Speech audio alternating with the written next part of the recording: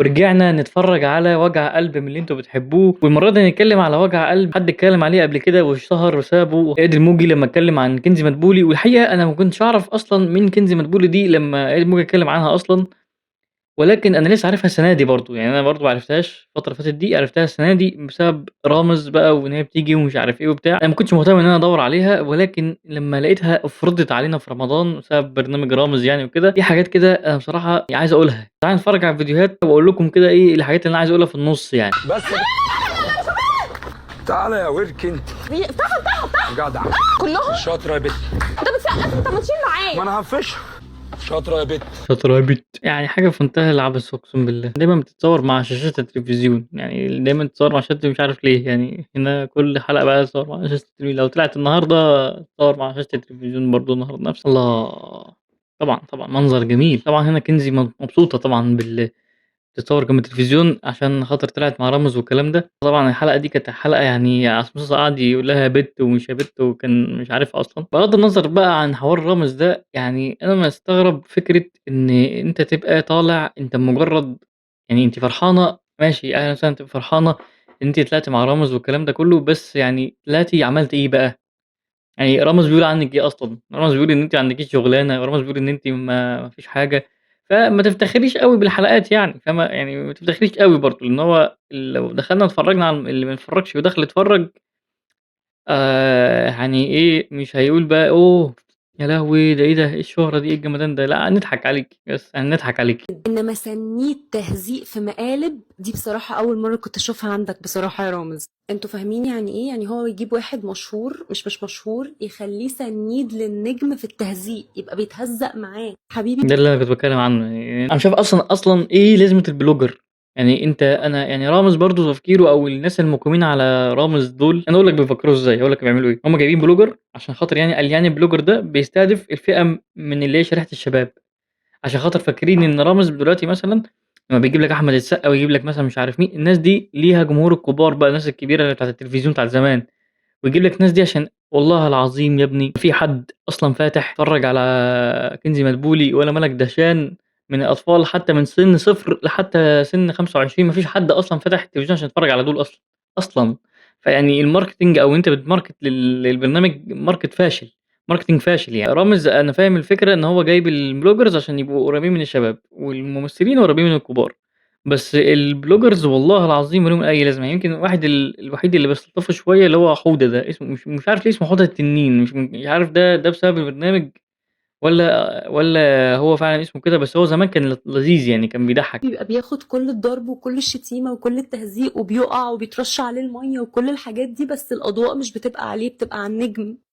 ومش بيتعمل فيه كده مرة واحدة، بيتعمل فيه كده كذا مرة مع كذا نجم مختلف. يعني بصراحة يعني دي بصراحة شغلانة بتمناها. حصل والله العظيم، وبخصوص كنزي مدبولي يا جماعة هي ما بتعرفش تمثّل خالص، يعني هي مش عارفة تمثّل لإن هي مش عارفة، تحسّها تايهة كده، تحسّي ما فيش قبول على الكاميرا بصراحة كنزي مدبولي، يعني عايزة الحق والّا ابن عمه يعني أنتِ بالنسبة لي يعني أنتِ وملك دهشان النهارده هو مش انا كنت قلت لها ما ينفعش ماله، يعني انا مش فاهم. انا دخلت حبيبي هو مش هربت اقسم انا عمري ما استحي النهارده كده دي كانت تقطع بوس بالله. انا بس برضه على فكره ازاي في قال لي النهارده استغربت. الحقيقة مش متابع يعني ستوريهات كنزي مدبولي، بس يعني أعتقد إن عنده حق. انا مش معمول فيا مقلب، انا مش ضمن المقلب، انا متجابة امثل ان انا ان انا انفلونسر جاية ضيفة يعني عادي خالص في البرنامج. و فيديو 8 دقايق ليه؟ السؤال عارفة إن مقلب والّا مش مقلب وأنتِ قُلتِ إن أنتِ ضيفة خلاص شكرًا الإجابة وصلت، إيه دي 8 دقايق بقى إيه اللي هيحصل فيهم؟ اعمل كأن بيتعمل فيا مقلب علشان هاتهزّق أنا مكان الضيف شوية عشان ما يبقاش هو لوحده بيتهزّق يعني. اكون زي جايد للضيف. guide أنتِ guide حقيقي أنتِ guide فعلًا، لإن اللي فاتت دي كلّها رامز ما كانش عارف يمشّي أموره والله، يعني مش عارف يمشّي المقلب إزاي من غيرِك. ان هو يعمل حاجات معينة او كده، بس انا مش عشان كده كلكم بتسألوني انا متفاجئتش. مش دي الحقيقة يا كنزي، أنتِ مش guide هو رامز والteam معاه العبيط فاكرين إن هُم كده يعني لامين الدنيا كلّها، الشباب والرجالة كبار ومش عارف إيه، بس ده مش حقيقي، إن ما فيش حد أصلًا بيحبكم يا كنزي، ما فيش حد بيحبكم يعني أنتم ما بتعملوش حاجة يعني. ان انا اصلا انا طالعة امثل يعني. يعني أنتِ ولا دمِّك خفيف يا كنزي، معلش آسف في الكلمة لا دمِّك خفيف مثلًا ولا بتعملي مثلًا تحديات ولا بتعملي مثلًا reviews مثلًا غير الحاجات بتاعة البنات بقى لمّا اشتهرتِ أصلًا، أنا مش فاهم لِك محتوى أنا مش فاهم لِك. هي الطرحة بتتلبس مواسم يعني بنلبسها في رمضان ونقلعها بعد كده ولا ايه؟ والله كان بيحصل كده في اولى ابتدائي عندنا بس بطلنا لما كبرنا يعني. والله لو انا سربت اي معلومة هدفع ايه $1,000,000. هاتوا $1,000,000 واقول لكم اللي انتوا عايزينه. إذا كان أصلًا في صفحات بتسرّب الحلقة قبلها بيوم باين أو حاجة زي كده يعني، وبعدين ليه؟ ليه التسريب لرامز هو امتحان ثانوية عامة يعني، طب ما تسرّب عادي يعني إيه يعني؟ بقينا اصحاب بعد ما احمد عرفها وانا اشكر احمد على يعني حور. دي اجمد حاجة عملها من ساعة ما عرفته كاخ. واقسم لك بالله اقول لك على حاجه. انت عارفه ان انا صرفت كل الفلوس اللي خدتها هناك. انا جبت دايسون وميك اب يعني هو ده اللي انا جبته يعني صباح الفل يا شباب. اقل حاجه اداني 5 مليون كان زماني قاعده هنا عادي. كان زماني لسه ما اتجوزتش. هطلع باذن الله في 8 حلقات. والله كنت عاملين لي مصايب وحياه ربنا والله العظيم حصل لي مصيبه اصلا ومش عايزه اتكلم اكتر يعني مش عايزه اتكلم ان تحصل لي مصيبه تاني ولا حاجه. بس بجد كانت فتره ستريسفل جدا بسبب الموضوع ده ان انا خايفه اي حاجه بحطها تتعرف. وما شاء الله عليك وما شاء الله على FBI اللي في حياتي. انا لما كنت بعمل فولو لاي حد كان في ناس بتخش تتابع انا عامله فولو مين وتعمل له فولو. مش مهتم.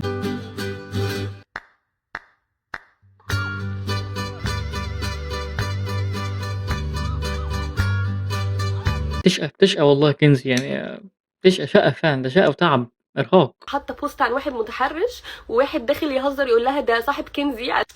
طب يا جماعه الشخصيه دي وحياه ربنا فين؟ طب المصحف مش هنا والله العظيم وحياة صيامي يا رب قاعدة مع امي وابويا. البنت دي بنت مؤذية. البنت دي عملت فيها حاجات وحشه جدا. اقل حاجه ان هي كانت بعتالي مانجر قبل كده عشان تسرق فلوسي. معايا سكرين شوت وكلام ان البنت دي كانت عايزه تسرقني. البنت دي كانت بتقول كلام زي الزفت ولا زالت لغايه دلوقتي بتقول كلام وحش عليا. لما عملت روايه والناس كانت بتهاجمني حط بوست بيشتم عملتِ رواية يا كنزي؟ عملتِ رواية إيه بقى؟ روايه وبيشتم فيا لما الناس كانت بتهاجمني وانا اصلا ما اعرفهاش. لما عملت اعلان مع محمد سعد راحت شتمت في الاعلان من 3 سنين وهي حطاني في دماغها.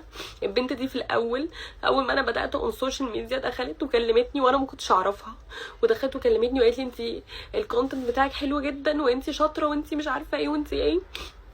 وانا اتبسطت ورحت رديت عليها ان هي كانت قبلي بكتير وكل الحاجات دي. يومها كان يوم اسود يوم ما رديت عليها. يا جماعه الموضوع ده عدى عليه 4 سنين. انا كنت 20,000 فولور تقريبا.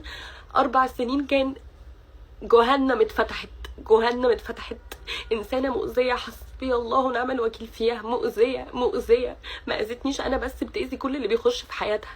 يا جماعه لسه هي في بنت صاحبتنا تمام اون سوشيال ميديا صاحبتها وبقوا شله وبعدين فجاه طلعت بجحت للبنت وقلت ادبها والموضوع نام. مع ان هي عشان كانت مستقويه لان البنت دي ما كانتش بترد طلعت وعملت ستوري وقعدت تقول حاجات على شرفها وحشه جدا. والبنت الحربوقة أو المغلولة أو الصفراء صباح الخير. أتمنى تكونوا كويسين. موضوع كبير شكله أنا مش فاهم أوي يعني هنشوف رد الأستاذة منى. أنا لسه صاحية من النوم يعني أنا بقالي يوم كامل نايمة ولما صحيت على إن في زخم كبير جدا والموضوع ترند كبير قوي على حاجة من وجهة نظري هو شيء تافه. يعني لا المشكلة تستحق هذا التضخيم ولا الموضوع يستحق هذا التفخيم في أيام مبارك. في بداية الأمر أنا حابة أعتذر عن الحالة السيئة اللي شفتوني بيها امبارح واللي كتير منكم بعتلي وقال لي إحنا غير معتادين إن إحنا نشوفك بهذه الحالة وليه وصلت الشكل من المشاعر الفياضة أمام الجميع لأنه خلصيني. من الحالة اللي أنا كنت فيها دي 3 أو 4 سنين. أحد الزملاء ادعت عليا بعض الكلام ولكن دايما كان بيكون اعتراضي على التنابز بالألقاب. الحربوقة أو المغلولة أو الصف كانت بتتقال من قبل ما أنا أقول أي رأي في أي برنامج خالص.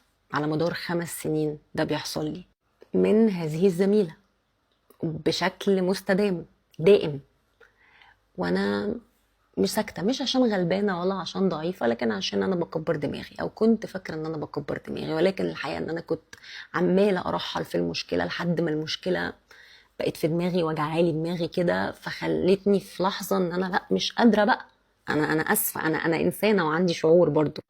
اليوم اللي انا طلعت ابدي فيه رايي في البرنامج، واللي هعتبره انه كان راي قاسي، وخصوصا كمان قاسي على الزملاء اللي بيقوموا بهذه المهنه اللي انا يعني بصراحة ردّها على البرنامج ما كانش قاسي، أنا شايف إن هي يعني عندها حق، فكرة أنت جاي تتهزّق.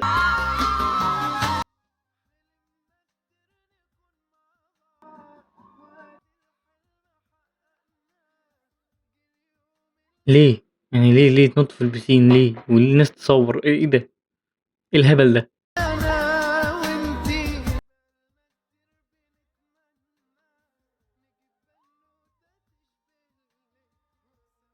ما هو دي برضه يا كنزي ده مش تصرفات من قد عقل يا كنزي يعني، وأنت كمان يا أستاذ، يعني ليه؟ برضه هيفضل السؤال ليه؟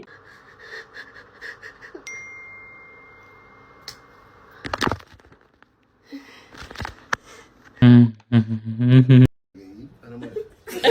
جميل يا جماعة، جميل والله، لُذاذ، بس يعني هل هذه كانت live والّا دي متعادة؟ عشان برضه تفرق في المصداقية يعني. بقول لك ايه يا مان، بقول لك ايه يا كنزي، يعني انتوا مش هتردوا عليا خالص؟ اخيرا حلم اتحقق ومش هيردوا عليا. انا من الفرحه هعيط. انا حاسه هيعيط. البيت هادي وجميل. كفايه والله اكتئب خلاص. حط ايدك على خدك ليه؟ كده ليه يعني خير؟ انت عارف النهارده كام رمضان؟ خلاص العيد قرب، نزلت جبت اي حاجه، لا كحكايه ولا بيتشفورايه ولا غريبايه، الوحيده في مصر اللي ما جبتش الكحك. لو كنت صبرتي عليا مين قال ان انا ما جبتش؟ يا سلام. انت مش عارفه حاجه. جبته امتى؟ عامل مفاجاه. إعلان، ده شكله إعلان وأنا حاسس بإعلان داخل علينا. في ايه؟ اتدبست. دبست نفسك في ايه؟ قلت لماما ان انا جايب لها كحك وعامل لها مفاجاه، وانا مش هلحق اجيب ولا هعرف انزل. انا محلوله، عندي الحل. ايه الحل ايه؟ ابلكيشن العبد بجد؟ يوصل لك لحد زي ما توقعت بالضبط.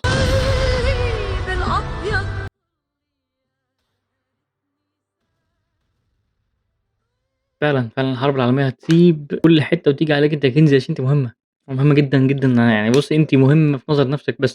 أنا عارف إن أنتِ أكيد مبسوطة أو يعني أهلِك مبسوطين بيكِ إن أنتِ طلعتِ مع رامز، وفكرة إنِّك طلعتِ مع رامز، بس برضه يعني مش عارف، يعني أنتِ مش حاسة إنِّك ممكن تندمي في المستقبل؟ أشوفكم في حلقة جاية إن شاء الله، وباحبكم، باي باي.